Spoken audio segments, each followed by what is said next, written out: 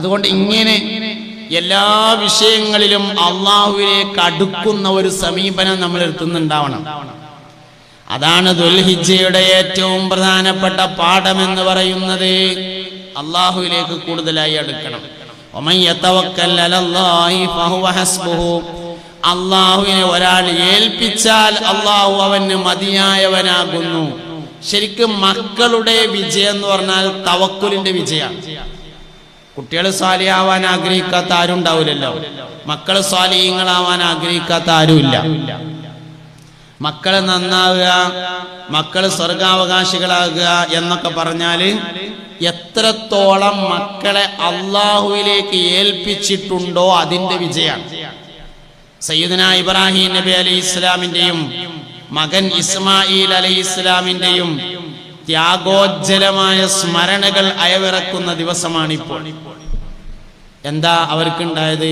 ശരിക്ക് ഇബ്രാഹിം നബി അലൈഹി ഇസ്ലാം കുട്ടിനെ, ഇസ്മായിൽ അലൈഹി ഇസ്ലാമിനെ അറുക്കാൻ വേണ്ടിയിട്ട് കാട്ടിൽ കൊണ്ടുപോയി പാറക്കല്ലിന്റെ അടുത്തെത്തിയതിനു ശേഷം മോനോട് പറയാണ്, മോനെ, അള്ളാഹുവിന്റെ ഭാഗത്ത് നിന്ന് നിന്നെ അറുക്കണമെന്ന് സ്വപ്നത്തിൽ എനിക്ക് വഹി ലഭിച്ചിരിക്കുന്നു. എന്താണ് നിന്റെ അഭിപ്രായം? മോൻ പറഞ്ഞു, വാപ്പ, ഞാൻ ക്ഷമിച്ചു കൊള്ളാം. അള്ളാഹു നിങ്ങളോട് എന്താണ് കൽപ്പിച്ചത് അത് നിങ്ങൾ ചെയ്യുക എന്ന് പറഞ്ഞു. ഈ ചോദ്യോത്തരം നേരത്തെ ഉമ്മ പഠിപ്പിച്ചു കൊടുത്തതല്ല. ചെറിയ കുട്ടിയാണല്ലോ. ഈ കുട്ടിനോട് വാപ്പ അന്നെ ഞാൻ അർക്കാണ് എന്ന് പറയുമ്പോ വാപ്പ നിങ്ങളോട് അങ്ങനെ ഒരു കൽപ്പന ഉണ്ടെങ്കിൽ നിങ്ങൾ അർത്തോളി എന്ന് പറയണമെങ്കിൽ ഈ കുട്ടിനോട് ഉമ്മ ആദ്യം പറയണ്ടേ, മോനെ, നിന്റെ വാപ്പ നിന്നെ അറുക്കാൻ കൊണ്ടുപോകും. അങ്ങനെ കാട്ടിലെത്തിയതിനു ശേഷം സ്വപ്നത്തിൽ നിന്നെ അറുക്കണമെന്ന് അള്ളാഹുവിങ്കൽ നിന്നുള്ള വഹിയുണ്ട്, അതുകൊണ്ട് ഞാൻ നിന്നെ അറുക്കുകയാണ് എന്ന് പറയുമ്പോ ഉമ്മാന്റെ കുട്ടി, വാപ്പ നിങ്ങളോടുള്ള കൽപ്പന പോലെ നിങ്ങൾ ചെയ്തോളി, ഞാൻ ക്ഷമിച്ചു കൊള്ളാം എന്ന് മറുപടി പറയണമെന്ന് ഉമ്മ നേരത്തെ പഠിപ്പിച്ചതല്ല. പിന്നെ എങ്ങനെ ആ കുട്ടിക്കത് പറയാൻ തോന്നിയത്? ആ കുട്ടിക്കത് പറയാൻ തോന്നിയത് ആ വാപ്പയും ഉമ്മയും കുട്ടിയെ അള്ളാഹുവിന് തവക്കുലാക്കിയിട്ടുണ്ട് എന്നതാണ് കാരണം. മക്കളുടെ വിജയം എന്ന് പറഞ്ഞാൽ തവക്കുലിന്റെ വിജയമാണ്. അവരെ നമ്മൾ എത്രത്തോളം അള്ളാഹുവിൽ തവക്കുലാക്കിയിട്ടുണ്ട് അതാണ് കുട്ടികളുടെ വിജയം. നമ്മളൊക്കെ നാട്ടിൽ നിന്ന് ഒരുപാട് ആൾക്കാര് ഹജ്ജിന് പോയിട്ടുണ്ട്. ഹജ്ജ് കഴിഞ്ഞ്, ഉംറ കഴിഞ്ഞ്, സിയാറത്ത് കഴിഞ്ഞ് പരിശുദ്ധമായ മക്കയിൽ നിന്ന് നാട്ടിലേക്ക് വരുമ്പോൾ അവർ കന്നാസിൽ സംസം വെള്ളം കൊണ്ടുവരും. 6000 ലിറ്റർ വെള്ളമാണ് ഒരു സെക്കൻഡിൽ സംസം കിണറിൽ നിന്ന് പമ്പ് ചെയ്തുകൊണ്ടിരിക്കുന്നതെന്ന് ഈ കൊല്ലത്തെ ഹജ്ജിന്റെ ഒരുക്കങ്ങളെ കുറിച്ച് പറയുമ്പോൾ പത്രങ്ങളിൽ, വാർത്തകളിൽ വന്നിരുന്നു. ഈ കൊല്ലത്തെ ഹജ്ജുമായി ബന്ധപ്പെട്ട വാർത്തകളുടെ കൂട്ടത്തിലുണ്ട്, ഒരു സെക്കൻഡിൽ, ഒരു ദിവസത്തിലല്ല, ഒരു സെക്കൻഡിൽ 6000 ലിറ്റർ വെള്ളമാണ് സംസം കിണറിൽ നിന്ന് പമ്പ് ചെയ്തുകൊണ്ടിരിക്കുന്നത്. അതിന്റെ പിന്നിൽ ആരാ ഉള്ളത്? ഒരു ഉമ്മയുണ്ട്, ഒരു വാപ്പിയുണ്ട്, ഒരു കുട്ടിയുണ്ട്. സംസം കിണറിന്റെ പിന്നിലേ ഒരു ഉമ്മണ്ട്, ഒരു വാപ്പുണ്ട്, ഒരു കുട്ടിയുണ്ട്. വാപ്പാന്റെ പേര് ഇബ്രാഹിം, കുട്ടിയുടെ പേര് ഇസ്മായിൽ, ഉമ്മാന്റെ പേര് ഹാജറ ബീവി റളിയല്ലാഹു അൻഹ. ഒരു വാപ്പ, ഒരു ഉമ്മ, ഒരു കുട്ടി. എന്താ ഓൽക്കുണ്ടായത്? ഓൽക്കുണ്ടായത് പ്രധാനമായും 2 കാര്യങ്ങളാണ്. അതാണ് മനസ്സിലാക്കിക്കോളി, കുട്ടികളെ എങ്ങനെ നേരാകുക എന്ന് മനസ്സിലാവും. ഇബ്രാഹിം നബി അലൈഹി ഇസ്ലാമിനും ഹാജറ ബീവിക്കും ഇസ്മായിലിനുണ്ടായത് 2 കാര്യമാണ്. ഒന്നാമത്, സയ്യിദുനാ ഇബ്രാഹിം അലൈഹിസ്സലാം ഹാജറ ബീവി റളിയല്ലാഹു അൻഹയെയും മകനായ ഇസ്മായിലിനെയും മക്കയിൽ കൊണ്ടുചെന്ന് താമസിപ്പിച്ച് മടങ്ങിപ്പോവുകയാണ്. ആ സമയത്ത് ഹാജറ ബീവി ഇബ്രാഹിം നബി അലൈഹി ഇസ്ലാമിനോട് ചോദിച്ചു, അള്ളാഹു പറഞ്ഞിട്ടാണോ ഞങ്ങളെ ഇവിടെയാക്കി പോകുന്നത് എന്ന് ചോദിച്ചു. സയ്യിദുനാ ഇബ്രാഹിം അലൈഹിസ്സലാം പറഞ്ഞു, അതെ, അള്ളാഹു പറഞ്ഞിട്ട് തന്നെയാണ് ഞാൻ നിങ്ങളെ ഇവിടെ താമസിപ്പിച്ചു പോകുന്നത്. ഹാജറ ബീവി റളിയല്ലാഹു അൻഹ പറഞ്ഞു, ഇദല്ലാ യുളയ്യുനല്ലാഹ്, അള്ളാഹു പറഞ്ഞിട്ടാണ് ഇവിടെ ആക്കി പോകുന്നതെങ്കിൽ അള്ളാഹു ഞങ്ങളെ വെറുതെയാക്കുകയില്ല എന്ന് മറുപടി പറഞ്ഞു. ഇബ്രാഹിം നബി അലൈഹിസ്സലാം പോയി. മഹാനായ സയ്യിദുനാ ഇബ്രാഹിം അലൈഹിസ്സലാം ഒരു ചെറിയ കുന്നുണ്ടായിരുന്നു. ആ കുന്നിന്റെ മറുഭാഗത്ത് ചെന്ന് തിരിഞ്ഞു നിന്നിട്ട് ദുആ ചെയ്തു, പടച്ചവനെ, എന്റെ മക്കൾക്ക് ഭൂമിയിലെ പഴങ്ങളിൽ നിന്ന് നീ ഭക്ഷിപ്പിക്കണമേ. സയ്യിദുനാ ഇബ്രാഹിം അലൈഹിസ്സലാം യാത്രയായി. സയ്യിദുനാ ഇബ്രാഹിം അലൈഹിസ്സലാം ഭാര്യക്കും മകനും വേണ്ടി ഒരു പാത്രത്തിൽ നിറയെ കാരക്കയും വേറെ ഒരു തോൽപാത്രത്തിൽ നിറയെ വെള്ളവും വെച്ചു കൊടുത്തിരുന്നു. വെള്ളം തീർന്നു, കാരക്ക തീർന്നു, ഭക്ഷണമില്ലാതെയായി, വെള്ളമില്ലാതെയായി. അക്കാരണത്താൽ തന്നെ മുലയിലെ മുലപ്പാലും തീർന്നു. ഹാജറ ബീവി റളിയല്ലാഹു അൻഹാ കുട്ടിയെ അവിടെ തന്നെ കിടത്തിയതിനു ശേഷം വെള്ളം അന്വേഷിച്ചു കൊണ്ടിറങ്ങി. സഫ എന്ന പേരായ കുന്നിന്റെ മുകളിൽ കയറിയിട്ട് ഒരാളുടെ ഉയരത്തിൽ കയറിയതിനു ശേഷം തിരിഞ്ഞു നോക്കുമ്പോ കുട്ടിയുടെ അടുത്തേക്ക് ചെന്നായ ഓടി വരുന്നത് കണ്ടു. ഇബ്രാഹിം നബി അലൈഹിസ്സലാം ഹാജറ ബീവി റളിയല്ലാഹു അൻഹ ഇറങ്ങി വന്നു. ചെന്നായെ ഓടിച്ചതിന് ശേഷം മറുവ എന്ന കുന്നിലേക്ക് വെള്ളമന്വേഷിച്ചു പോയി. ഒരാളുടെ ഉയരത്തിൽ കയറിയിട്ട് തിരിഞ്ഞു നോക്കുമ്പോ കുട്ടിയുടെ അടുത്തേക്ക് വീണ്ടും ചെന്നായ വരുന്നത് കണ്ടു.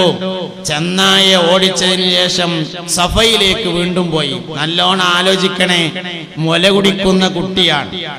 ഈ കുട്ടിനെ വെള്ളമില്ലാതെ, ഭക്ഷണമില്ലാതെ ഒരു സ്ഥലത്ത് ഒറ്റപ്പെട്ടാല് ഉമ്മ വെള്ളം അന്വേഷിച്ചു പോകുമ്പോ കുട്ടിനെ അവിടെ കിടത്തിയിട്ടല്ല പോണ്ടത്, കുട്ടിനെ തോളിലിട്ടിട്ടാ പോണ്ടത്. ആലോചിച്ച് നോക്കി. ഇസ്മായിൽ അലൈഹിസ്സലാം എന്താ ഏറ്റിയ വന്നാത്ത കുട്ടിയായിരുന്നോ? അല്ല. സയ്യിദുനാ ഇസ്മായിൽ അലൈഹിസ്സലാം കനം കൂടുതലുള്ളതുകൊണ്ടല്ല. പിന്നെ എന്തേ ഹാജറ ബീവി എടുക്കാതെ പോയത്?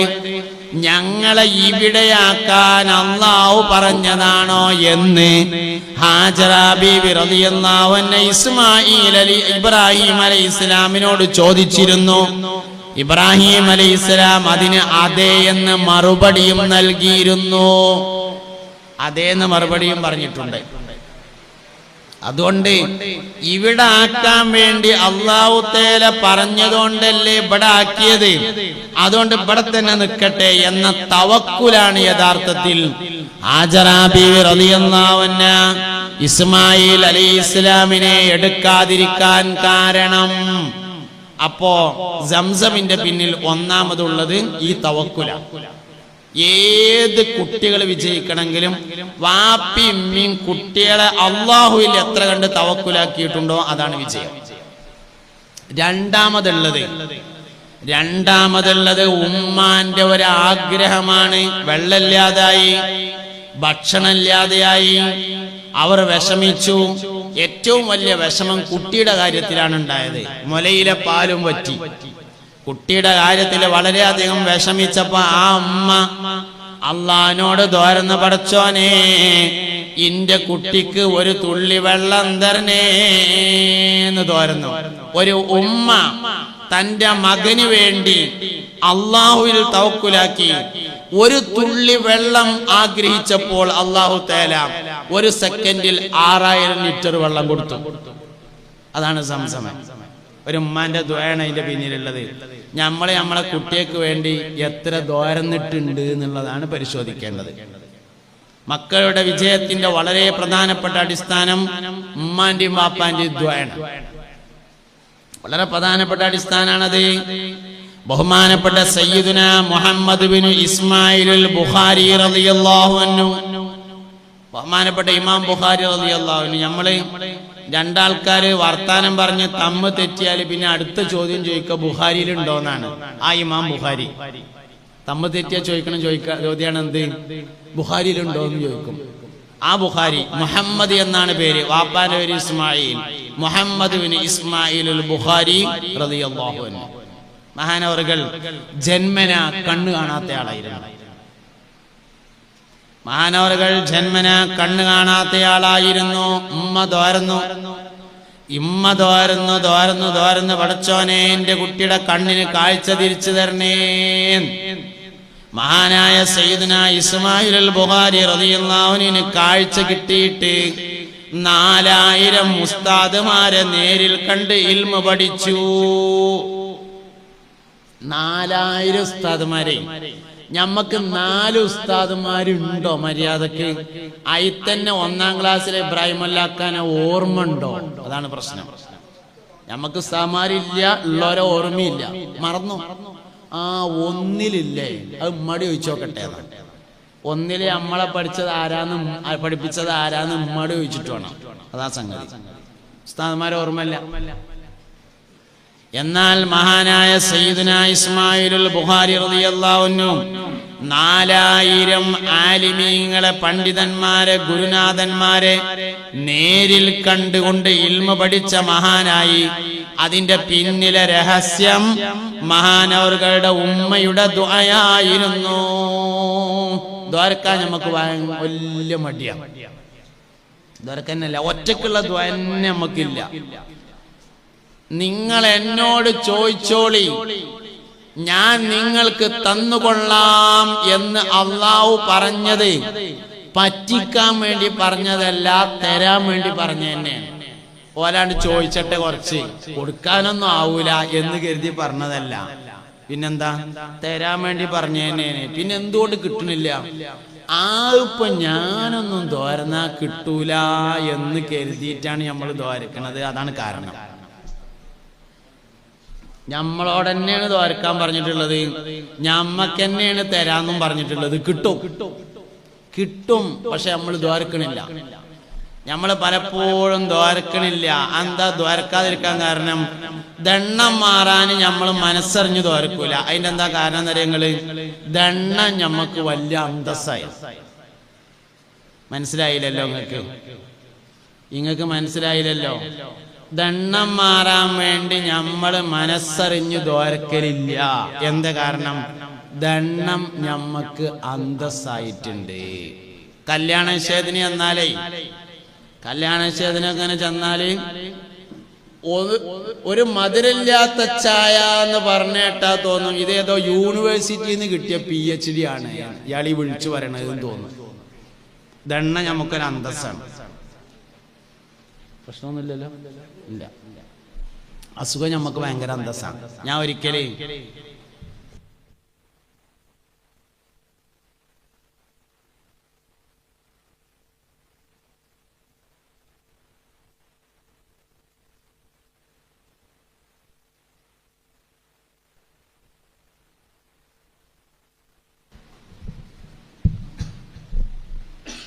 അപ്പൊ പറഞ്ഞുകൊണ്ടിരിക്കുന്നതിലേക്ക് വരിക എല്ലാവരും. ഒരു യാനബിയൊക്കെ എല്ലാവരും ഉഷാറായിട്ട് ചൊല്ലി. യാ നബി സലാം അലൈക്കും, യാ റസൂൽ സലാം അലൈക്കും, യാ ഹബീബ് സലാം അലൈക്കും, സലവാത്തുല്ലാഹ്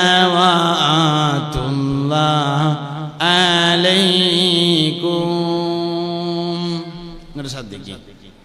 അല്ലാഹു സുബ്ഹാനഹു വ തആല നമ്മളോട് നിങ്ങൾ എന്നോട് ദ്വാരക്കി ഞാൻ നിങ്ങൾക്ക് തരാം എന്ന് പറഞ്ഞിട്ടുണ്ട്. ഉദ്ഊനി അസ്തജിബ് ലക്കും, നിങ്ങൾ എന്നോട് ദുആ ചെയ്യണം ഞാൻ തന്നുകൊള്ളാം എന്ന് അല്ലാഹു പറഞ്ഞത് തരാൻ വേണ്ടി പറഞ്ഞതാണ്, പറ്റിക്കാൻ വേണ്ടി പറഞ്ഞതല്ല എന്നാണ് ഞാൻ പറഞ്ഞത്. തരാനുള്ളവനാണ് അല്ലാഹു തആല. തരാന്ന് പറഞ്ഞാൽ തരുന്നവനാണ്. തന്നൂന്ന് കരുതിയിട്ട് ഒന്നും കുറയാത്തവനാണ് അല്ലാഹു തആല. വേറെ വലിയ പൈസക്കാരൊക്കെ ആണെങ്കിൽ ആകെയുള്ള 30 സെന്റിന്ന് 10 സെന്റ് അമ്മക്ക് തന്നാല് പിന്നെ ബാക്കി 20 ഉണ്ടാവുള്ളൂ, പിന്നെ എനിക്ക് വൈദ്യ ഉണ്ടാവൂല എന്നൊക്കെ വിചാരിക്കാം. തന്നൂച്ചിട്ട് ഒരു കുറവുണ്ടാവാത്തവനാണ് അല്ലാഹു തആല. തരാം എന്ന് പറഞ്ഞാൽ തരുന്നവനാണ്, തരാൻ മാത്രം ഉള്ളവനാണ്. അങ്ങനത്തെ ആളെ നമ്മളോട് പറഞ്ഞത് നിങ്ങൾ എന്നോട് ദ്വാരക്ക് ഞാൻ നിങ്ങൾക്ക് തരാം. പിന്നെ എന്തുകൊണ്ട് കിട്ടണില്ല? കിട്ടാതിരിക്കാൻ കാരണം പല വിഷയങ്ങളിലും നമ്മൾ ആത്മാർത്ഥതയോടുകൂടെ അസുഖം മാറാൻ വേണ്ടി ദ്വാരക്കുമ്പോൾ യാതൊരു ആത്മാർത്ഥത ഉണ്ടാവില്ല. ആർക്കും ഇല്ല എന്നല്ല ഞാൻ പറഞ്ഞത്, മിക്കവാറും ഇല്ല. എന്താ കാരണം? ഒരു 8 ദിവസം മിംസിലായിരുന്നു എന്നൊക്കെ ഇങ്ങോട്ട് പറഞ്ഞത് വല്ല കുവൈത്ത് പോയി വരും പോലെ പറയാം. അസർസ്കാരം കഴിഞ്ഞിട്ട് പീടിക്ക് വന്നുങ്ങാണ്ടേ, അസർക്കാരം കഴിഞ്ഞാണ്ട് പീടിയിൽ വന്നിട്ട് സുലൈമാഖാന്റെ പീടിയിൽ നിന്ന് ചായ ഓർഡർ ചെയ്തുങ്ങാണ്ട് കാൽ ചായ അങ്ങനെ കുടിക്കുമ്പോ വരുന്നവരോട് പറയും, ഞാൻ പോയി 8 ദിവസമായിട്ട് മിംസിലായിരുന്നു. മൂപ്പര് വല്ല ഖത്തറില് അവിടുത്തെ ഷേഖിന്റെ കൊട്ടാരത്തിലാന്ന് പറയും പോലെ പറയണത്. ദണ്ണ ഞമ്മക്കൊരു അന്തസ്സാണ്. അങ്ങനെ ആയി മാറിയിട്ടുണ്ട്. അസുഖം അങ്ങനെ അന്തസ്സാണെന്ന് വിചാരിക്കുന്നിടത്തോളം കാലം ആത്മാർത്ഥമായിട്ട് വരക്കൂല. അസുഖങ്ങൾ നമുക്ക് ഭയങ്കര സ്റ്റാറ്റസ്, ഭയങ്കര അന്തസ്സായി മാറിയിട്ടുണ്ട്. ആശുപത്രി കിടക്കുക, ദണ്ണുണ്ടാകുക, ഒരസുഖവും ഇല്ല എന്ന് പറഞ്ഞാൽ നമുക്കൊരു രസവും ഇല്ല. കൊളസ്ട്രോളൊക്കെ ലേശമുണ്ട്, പഞ്ചാരക്ക് ലേശം സ്റ്റോക്ക് ഉണ്ട് എന്ന് പറയുമ്പോഴാണ് നമുക്ക് അടുത്ത നിശ്ചയത്തിന് പോകാൻ പറ്റുന്ന ഒരു കോലത്തേക്ക് ഞാൻ ആയിട്ടുണ്ട് എന്ന് തോന്നുന്നത്. ഇതാണ് ദണ്ണം മാറാത്തതിന്റെ കാരണം, ഇതാണ് അസുഖം മാറാത്തതിന്റെ കാരണം. ആത്മാർത്ഥത എന്ന് പറയുന്ന ഒരു സംഗതി ദ്വാരക്കും ഉണ്ടാകണില്ല. ആത്മാർത്ഥമായി പഠിച്ചോനെ, എനിക്ക് ഇജല്ലാതെ വേറെ ആരും ഇല്ല റബ്ബേ, എന്നോടല്ലാതെ വേറെ ആരോടും പറയാനുമില്ല, ഇജിന്റെ ദണ്ണം മാറ്റി തരണേ എന്ന് പറയാൻ നമുക്ക് കഴിഞ്ഞാൽ അസുഖം അല്ലാഹു മാറ്റി തന്നിരിക്കും. ഹൈറാണെങ്കിൽ എല്ലാ അസുഖം മാറല് ഹൈറല്ല കേട്ടോ, ഹൈറായതാണ്. മാറൽ ഹൈറാണെങ്കിൽ അല്ലാഹു തആല മാറ്റി തന്നിരിക്കും. പക്ഷെ നമുക്ക് ദ്വാരക്കുമ്പോ ആത്മാർത്ഥത കിട്ടണില്ല. കുട്ടികളുടെ കാര്യത്തിലും കിട്ടണില്ല. എന്റെ കുട്ടികൾക്ക് അരി വാങ്ങാൻ ഞാൻ തന്നെ അധ്വാനിച്ചിട്ട് വേണ്ട, അല്ലാതെ ഇപ്പൊ ദ്വാരന്നിട്ടൊന്നും അല്ലല്ലോ എന്നാണ് നമ്മൾ വിചാരിക്കുന്നത്. സത്യത്തിൽ നിനക്ക് അരി വാങ്ങുന്നത് തന്നെ നീ അധ്വാനിച്ചിട്ടല്ല, പിന്നല്ലേ കുട്ടികളെ കാര്യം. ഞമ്മക്ക് അരി വാങ്ങണേ നമ്മൾ അധ്വാനിച്ചിട്ടാ അല്ലല്ലോ. മക്കളെ കാര്യം രണ്ടാമത്തെ അല്ലേ. ഇവിടൊക്കെയാണ് അള്ളാഹുവിൽ തവക്കുൽ ചെയ്യുക എന്നതിന്റെ വിചാരം വരേണ്ടത്. അള്ളാഹുവിൽ തവക്കുൽ ചെയ്ത എല്ലാ ആൾക്കാർക്കും വിജയിക്കാൻ പറ്റും.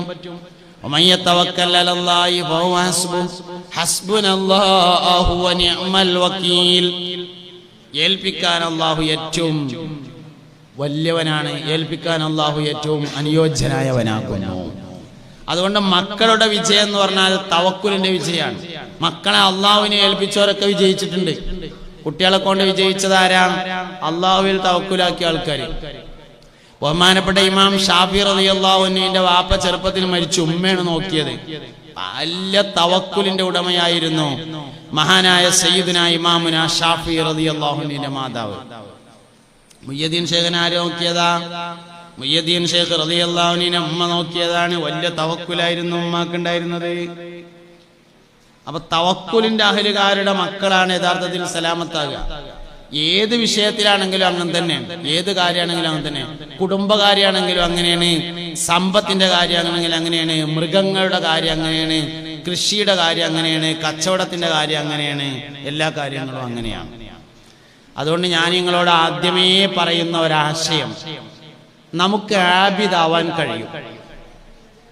2022 മുഅ്മിനീങ്ങൾ ഈമാനുള്ള മനുഷ്യന്മാരുണ്ടാവും. 2022 മുത്തഖീങ്ങളായ ആൾക്കാരുണ്ടാവും. 2022 സ്വാബിരീങ്ങളായ ആൾക്കാരുണ്ടാവും. 2022 മുത്തവക്കിലീങ്ങളായ തവക്കുലുള്ള ആൾക്കാരുണ്ടാവും. പക്ഷേ എല്ലാ കാലത്തെയും മുത്തഖീങ്ങൾ ഒരുപോലെയായിരിക്കില്ല.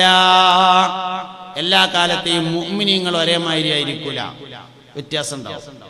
അവസാന കാലഘട്ടമാകുമ്പോ വല്യാപ്പ സിറ്റ് ഔട്ടില് ഒഴിഞ്ഞിരിക്കണ സമയത്ത് ലാ ഇലാഹ ഇല്ലല്ലാഹ് ലാ ഇലാഹ ഇല്ലല്ലാഹ് എന്ന് പറഞ്ഞിരുന്നല്ലോ എന്ന് ഓർക്കുന്ന പേരക്കുട്ടിയായിരിക്കും ഒരു കാലത്തെ മുഅ്മിന്. ഞാന് ചാലിയപ്പുറം മഹല്ലുകാരെ, ഞാൻ നിങ്ങളോടാണ് സംസാരിച്ചു കൊണ്ടിരിക്കുന്നത്. എല്ലാ കാലത്തും മുഅ്മിനീങ്ങൾ ഉണ്ടാവും. നമുക്ക് പെട്ടെന്ന് തോന്നും ചെറുപ്പക്കാരൊക്കെ കേടുന്നു, ചെക്കന്മാരൊക്കെ വടക്കായി, പെൺകുട്ടികളൊക്കെ ചാടിപ്പോവുകയാണ് എന്നൊക്കെ തോന്നും. നമുക്ക് 100% അല്ല. എല്ലാ കാലത്തും നല്ല മനുഷ്യന്മാരുണ്ടാവും, എല്ലാ കാലത്തും. ചെറുക്കന്മാരൊക്കെ കേടന്നിട്ടൊന്നുമില്ല. റമദാൻ മാസായാല് അങ്ങാടിയത്തെ പള്ളിയില് ഔലക്ക് വെള്ളടിച്ചിട്ട് തികയാത്തത് വയസ്സന്മാര് നിക്കരിച്ചിട്ടല്ല, ചെറുപ്പക്കാര് നിക്കരിച്ചിട്ട് തന്നെയാണ്. ഒരു കേടന്നിട്ടൊന്നുമില്ല. വെറുതെ തോന്നുക നമുക്ക് ഓലൊക്കെ കേടന്നു. ഓലൊന്നാണ്ട് പന്തളി കണ്ടത്തേക്ക് പോകുമ്പോത്തിന് നമ്മക്ക് തോന്നി അതാ കേടന്നു, ആകെ ഖിയാമത്ത് നാളിന്റെ അടയാളം എന്നൊക്കെ പറയും നമ്മള്. എല്ലാ കാലത്തും നല്ല മനുഷ്യന്മാരുണ്ടാവും. 2022 ഉണ്ടാവും നല്ല മനുഷ്യന്മാര്, മുത്തഖീങ്ങൾ ഉണ്ടാവും.